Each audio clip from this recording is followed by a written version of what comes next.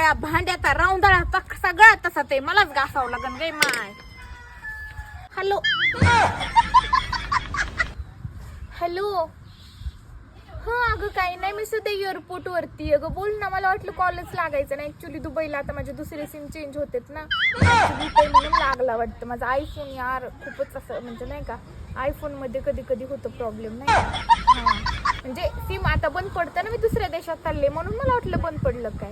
हो मला समजलं अगं, तुला खेड्यात वगैरे दिलंय म्हणून. हा शेतात वगैरे काम करतेय म्हणून तू रोज, आणि भांडे वगैरे कपडे त्यातच असते दिवसभर, लेकरं हे ते. मी अगं नुसती मी रोज आज या देशात उद्या दुसऱ्या देशात, तीच परवा तिसऱ्या देशात.